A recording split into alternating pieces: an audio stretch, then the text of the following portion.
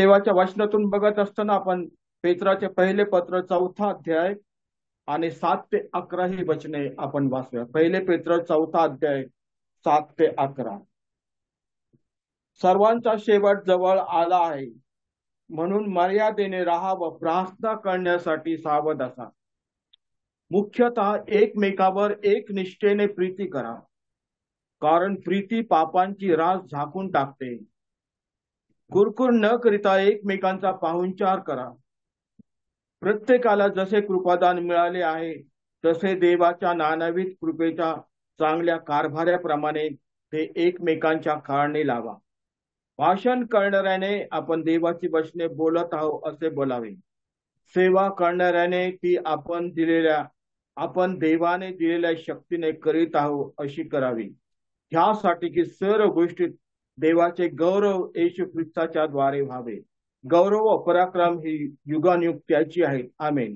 या ठिकाणी देवाचा दास पेत्र देवाच्या लोकांना लिहित असताना या ठिकाणी तो विशेष करून असं आकर्षित करत आहे प्रभू येशू ख्रिस्ताचं येणं याविषयी सांगत असताना तो देखील म्हणत आहे, नाही का? या ठिकाणी म्हणत आहे, या भागामध्ये एकंदर 7 गोष्टी तो सांगत आहे. 7 गोष्टी सांगून तो देवाच्या लोकांना जागृत करत आहे. त्याने सुरुवातीला देखील म्हटलं की ह्या गोष्टी तुम्हाला माहीत नाहीत असं नाही, पण तुम्हाला माहीत आहेत, पण मी तुम्हाला परत आठवण देऊन जागृत करत आहे. आणि म्हणून त्याने त्या गोष्टी सांगितलेल्या आहेत. आणि 7व्या वचनात तो असं म्हणत आहे, सर्वांचा शेवट जवळ आला आहे. सर्वांचा शेवट जवळ आलेला आहे. यावरून आम्हाला हे समजतं, त्याच काळामध्ये पहिल्या शतकामध्ये त्यांना असं वाटत होतं की प्रभू येशू ख्रिस्त जगाचा शेवट होणार आहे असं त्यांना वाटत होतं. प्रभूचं आगमन होणार आहे असं त्यांना वाटत होतं. आणि म्हणून तो म्हणत आहे सर्वांचा शेवट जवळ आला आहे. आणि खरं पाहिलं तर प्रियानो, आमच्या जीवनाची देखील आम्हाला काही शाश्वती देता येत नाही. आणि म्हणून नीतिसूत्र करता 27 आणि 1 मध्ये म्हणत आहे, उद्याची खात्री मानू नको, कारण एका दिवसात काय होईल ते तुला कळत नाही. उद्याची खात्री मानू नको, कारण एका दिवसात काय होईल ते तुला कळत नाही. योग 14:1 मध्ये देखील योग म्हणत आहे, स्त्रीपासून जन्मलेला मानव प्राणी अल्पायुव क्लेश भरीत आहे असं तो म्हणत आहे. आणि योग 14:2 मध्ये देखील तो म्हणत आहे, तो फुलासारखा फुलतो व खोडला जातो, तो छायेप्रमाणे सत्वर निघून जातो, राहत नाही का? आणि अशा बद्दल म्हणत असताना याकोब 4था अध्याय 13 आणि 17 वचनामध्ये देखील म्हणत आहे, तुमचे जीवन ते काय, तुम्ही केवळ वाफ अशी ती आहात, ती थोडा वेळ दिसते आणि मग दिसेनाशी होते, असं आम्हाला या ठिकाणी पाहायला मिळतं. आणि इब्री 9:27 मध्ये देखील आम्ही वाचतो, ज्या अर्थी माणसांना एकदाच मरणे व त्यानंतर न्याय होणे हे नेमून ठेवलेले आहे. आणि आम्हाला ठाऊक आहे की मनुष्याच्या जीवाची शाश्वती नाही. आणि आताच आम्हाला 22 एप्रिल ह्या दिवशी देखील आम्ही पाहायला मिळतं, जम्मू काश्मीर या ठिकाणी पुष्कळ लोक त्या ठिकाणी सहलीसाठी, एन्जॉय करण्यासाठी आणि सुट्टीचा आनंद घेण्यासाठी त्या ठिकाणी गेले होते. पण अचानकपणे आम्ही बघतो की 26 ते 28 जणांना त्या ठिकाणी आपला प्राण गमवावा लागला. त्यांना ठाऊक नव्हतं की आम्ही या ठिकाणी आलेलो आहोत, पण परत आम्ही जाणार की नाही याची शाश्वती नव्हती. आणि अशा रीतीने अचानक मृत्यूचा घाला त्यांच्या जीवनात आला. म्हणून आमच्या जीवनाची देखील शाश्वता देता येत नाही. आणि उपदेशक 5:15 मध्ये म्हणत आहे, तो मातेच्या उदरातून जसा नग्न आला तसाच नग्न परत जाईल. तो मातेच्या उदरातून जसा नग्न आला तसा नग्न परत जाईल असं आम्हाला पाहायला मिळतं. आणि उपदेशक 8 आणि 7 आणि 8 या वचनामध्ये देखील म्हणत आहे, मरण दिवस हा कोणाच्या स्वाधीन नाही का? मरणाला कोणी थांबवू शकत नाही का? आणि मरणाला परत कोणी पाठवू शकत नाही का? मरण दिवस हा कोणाच्या स्वाधीन नाही. मरणावर अशी कोणाची सत्ता नसते की तू त्याला जाऊ देणार नाही, असं आम्हाला पाहायला मिळतं. पण आम्हाला उपदेशक योग 14 मध्ये पुढे आम्हाला वाचायला मिळतं प्रियानो, त्या ठिकाणी योग 5 आणि 6 वचनामध्ये योग 14वाअध्याय आणि 5 आणि 6 वचनामध्ये तो म्हणत आहे, मनुष्याच्या आयुष्याची मर्यादा ठरलेली आहे, त्याच्या महिन्यांची संख्या तुझ्या स्वाधीन आहे. ती मर्यादा देवाने घातलेली आहे, ती त्याला ओलांडता येत नाही. आणि म्हणून प्रियानो, आमच्या जीवनाची देखील काही शाश्वती आम्हाला देता येत नाही. आज आम्ही आहोत तर ते देवाची दया आणि देवाची कृपा आहे. म्हणून ते सुंदर असं आयुष्य देवाने आम्हाला दिलेलं आहे. या आयुष्याचा एके दिवशी शेवट होणार आहे. आणि म्हणून या आयुष्यामध्ये देवाचं भय धरणं, त्याच्या आज्ञा पाळणं, त्याच्या मंडळीमध्ये राहणं, त्याची सेवा करणं, नाही का. आणि विशेष करून ज्यांनी अद्याप प्रभू येशूला आपल्या जीवनामध्ये प्रभू आणि तारणारा म्हणून ग्रहण केलं नाही, अशा व्यक्तीला फार लवकरात लवकर प्रभू येशू ख्रिस्ताचा स्वीकार करणं फार गरजेचं आहे. आणि तदनंतरचं आयुष्य देवाच्या इच्छेप्रमाणे जगणं देखील गरज आहे. म्हणून तो म्हणत आहे, सर्वांचा शेवट जवळ आलेला आहे. पहिली गोष्ट तो म्हणत आहे. दुसरी गोष्ट तो म्हणत आहे, म्हणून मर्यादेने राहणे. मर्यादेने आम्हाला राहण्याची गरज आहे. मर्यादेचे उल्लंघन आम्ही करू नये असं देवाच्या वचनामध्ये अनेक अनेक वचनामध्ये आम्हाला पाहायला मिळतं. स्त्रीला देखील देवाने एक मर्यादा घालून दिलेली आहे, तिने कशा प्रकारे आयुष्य जगावं. पुरुषाला देखील देवाने एक मर्यादा घालून दिलेली आहे. लेकरांना देखील एक मर्यादा घालून दिलेली आहे. म्हणून आमचं आयुष्य, आमची वागणूक व्यवस्थित असावी, आमची वेशभूषा ही मर्यादित असावी असं देव म्हणत आहे, नाही का. आणि म्हणून देवाच्या आज्ञा, देवाचे नियम, देवाचे विधी यांनी बद्ध असं जीवन आम्ही जगलं पाहिजे असं देखील तो म्हणत आहे. आणि ह्याच पत्रामध्ये पेत्राचे पहिले पत्र 1 अध्याय 15 आणि 16व्या वचनामध्ये म्हणत आहे, मी जसा पवित्र आहे, जर तुम्ही देवाची लेकरे आहात तर मी जसा पवित्र आहे तसं सर्व प्रकारच्या आचरणात तुम्ही पवित्र असा, असं देखील तो म्हणत आहे. वडील जनांना देखील मंडळीमध्ये जी जबाबदारी दिलेली आहे, ती जबाबदारी तरुणांनी देखील त्या मर्यादेमध्ये राहण्याची गरज आहे. तिसरी गोष्ट तो या ठिकाणी म्हणत आहे, प्रार्थना करण्यासाठी सावध असावे. प्रार्थनेला आमच्या जीवनामध्ये प्रथम स्थान असावं. आणि त्याच पत्रामध्ये 1 पेत्र 5 आणि 8 मध्ये म्हणत आहे, नाही का, सावध असा, जागे राहा, कारण तुमचा शत्रू सैतान हा गर्जणाऱ्या सिंहाप्रमाणे कोणाला गिळावे हे शोधित फिरतो. आम्हाला सावध राहण्यासाठी सांगितलेलं आहे प्रियानो. आणि इफिस 6:18 मध्ये देखील आम्हाला सर्व गोष्टीसाठी प्रार्थना करण्यासाठी सांगितलेलं आहे प्रियानो. आणि 1 थेसलोनिकी 5:17 मध्ये म्हटलंय, निरंतर प्रार्थना करा, नाही का. आणि प्रभूने देखील त्याच्या शिष्यांना सांगितलं, नाही का, जागृत राहा व प्रार्थना करा, नाही का. त्यानंतर कलस्से 4:2 ते 4 वचनामध्ये देवाचा दास या ठिकाणी म्हणत आहे, कशाविषयी चिंताक्रांत होऊ नका, तर प्रार्थना करण्यात तत्पर असा आणि आभार प्रदर्शनासह आपल्या मागण्या देवाला कळवा, असं तो म्हणत आहे प्रियानो. आणि म्हणून देवाजवळ जाण्यासाठी आम्हाला काही समय दिला नाही प्रियानो. आणि म्हणून देवाची प्रार्थना आम्हाला देव म्हणत आहे, मला हाक मार म्हणजे मी तुला उत्तर देईल, नाही का.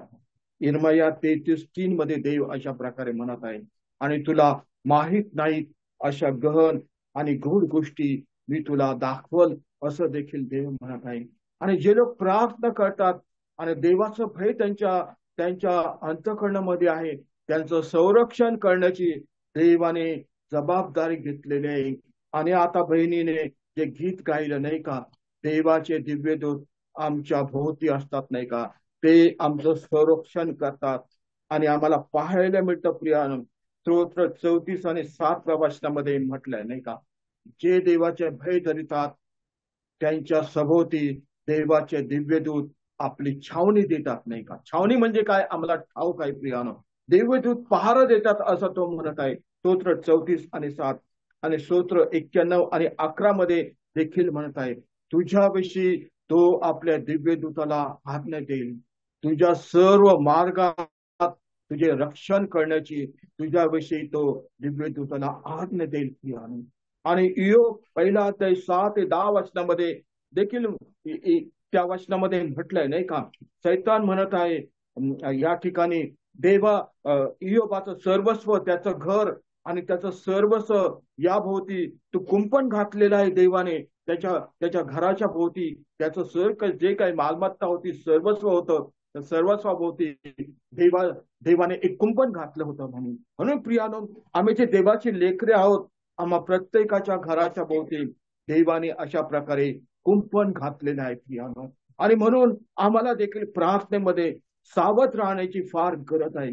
चौथी गोष्ट या ठिकाणी तो म्हणत आहे, मुख्यतः एकमेकावर एकनिष्ठेने प्रीती करा. मुख्यतः एकमेकावर एकनिष्ठेने प्रीती करा. एकनिष्ठा म्हणजे काय ते आम्हाला ठाऊक आहे. जसं म्हटलंय की मी एकच खरा जिवंत देव आहे, माझ्याशिवाय तुला दुसरे देव नसावेत. त्याच देवाची भक्ती करणं, त्यालाच शरण जाणं आणि त्याच्याजवळ प्रार्थना करणं, त्याला आपल्या जीवनामध्ये प्रथम स्थान देणं, ही एक निष्ठा आहे प्रियानो. आणि म्हणून जसं आम्ही देवावर प्रीती करतो, तसं तो म्हणत आहे मुख्यतः एकमेकावर देखील तुम्ही एकनिष्ठेने प्रीती करा, असं तो म्हणत आहे. कारण प्रीती पापाची रास झाकून टाकते. देवावर प्रीती करा, देवाच्या पुत्रावर प्रीती करा. आणि जसं म्हटलंय, जशी आपणावर तशी आपल्या शेजाऱ्यावर प्रीती कर, असं देव म्हणत आहे. देव आम्हाला इतकं सुद्धा सांगत आहे की आपल्या वैऱ्यावर देखील तो प्रीती करते का. आणि देवाने सर्वात मोठी आज्ञा दिलेली ती देखील आम्हाला ठाऊक आहे. काय ती आज्ञा? तर एकच खरा जिवंत देव आहे, त्याच्या संपूर्ण जीवाने, संपूर्ण शक्तीने आणि संपूर्ण तू त्याच्यावर प्रीती कर. आणि त्याच्यासारखी दुसरी एक आज्ञा आहे की जशी आपल्यावर तशी आपल्या शेजाऱ्यावर प्रीती कर. म्हणून प्रियानो, ही प्रीती आमच्या जीवनामध्ये एक निष्ठेने करण्याची, एकमेकावर प्रीती करण्याची फार गरज आहे. त्यानंतर पाचवी गोष्ट म्हणत आहे, कुरकुर न करिता एकमेकांचा पाहुणचार करा. कुरकुर न करिता एकमेकांचा पाहुणचार करा. पाहुणचार करत असताना पाहुणचार करणाऱ्यांची अनेक उदाहरणं आम्हाला देवाच्या वचनामध्ये पाहायला मिळतात.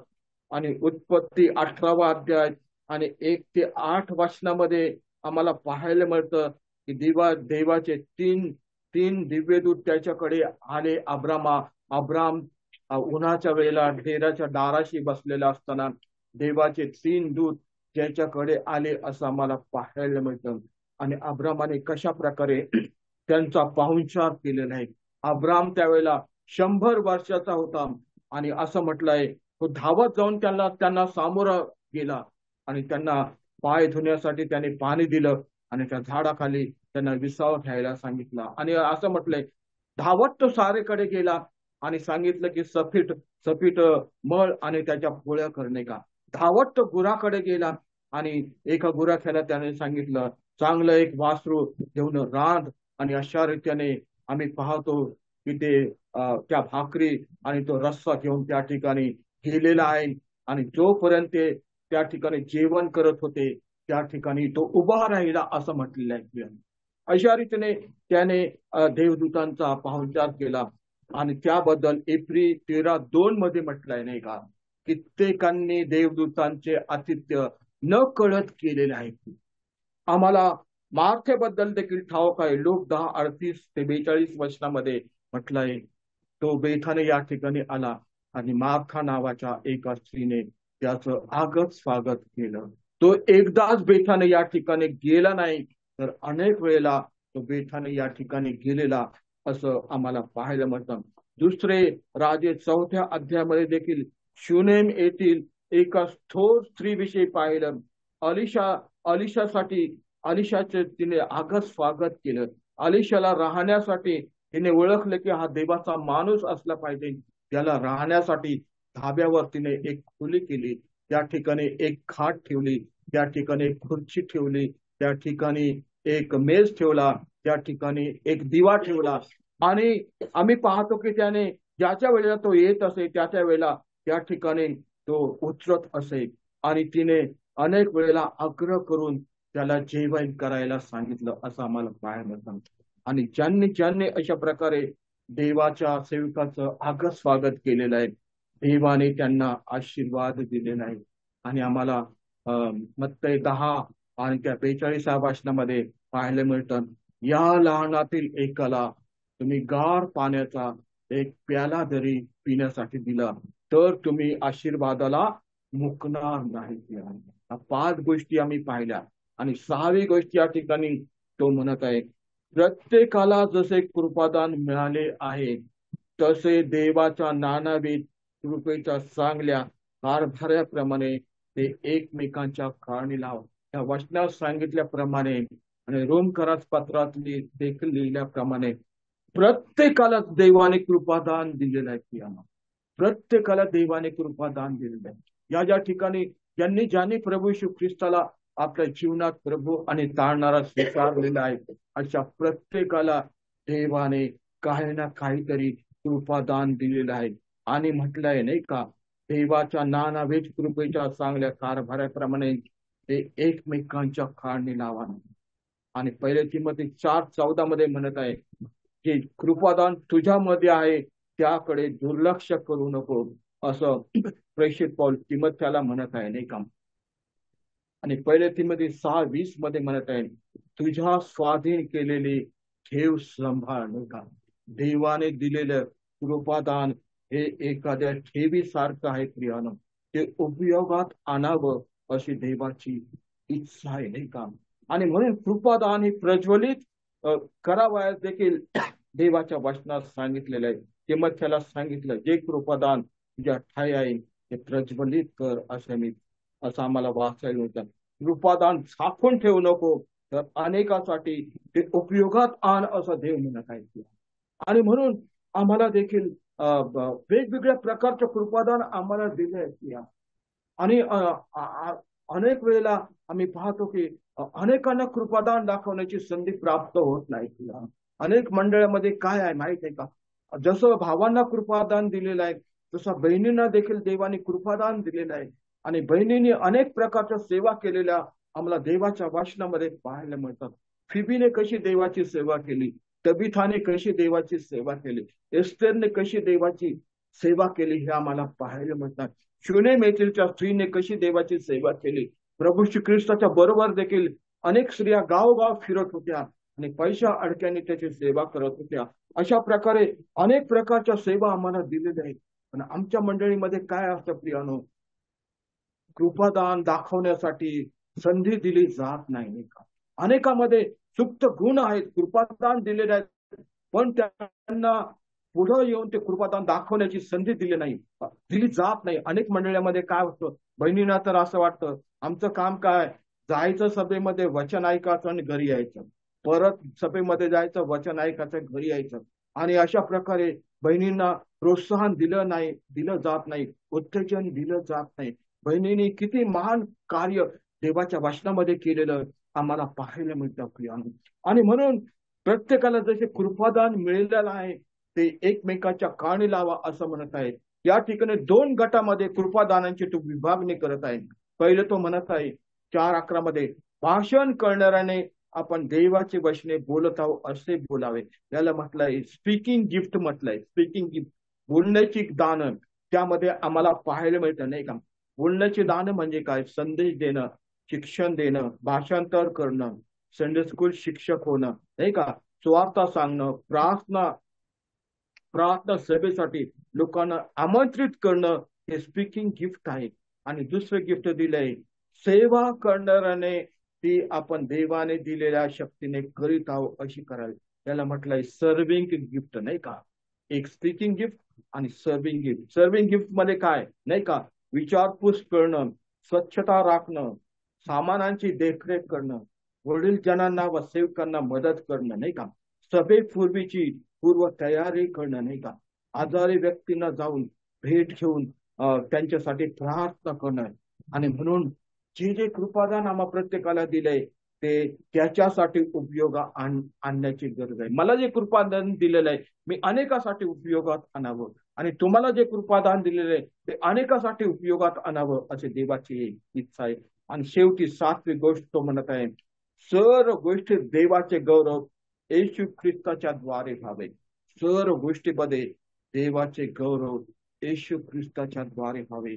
त्या 10 महारोग्यापैकी एक महारोगी फक्त परत आला आणि काय म्हटलंय, तो मोठ्याने देवाचा महिमा वर्णित आला आणि आभार मानून त्याच्या चरणावर पालथा पडला.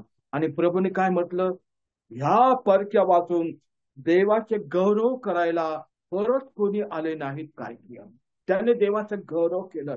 आणि योहान 11:1 ते 4 वचनामध्ये देखील आम्हाला पाहायला मिळतं, ज्यावेळेला तो लाजार होता, लाजारासाठी त्यांनी त्या ठिकाणी भोजन समारंभ केला.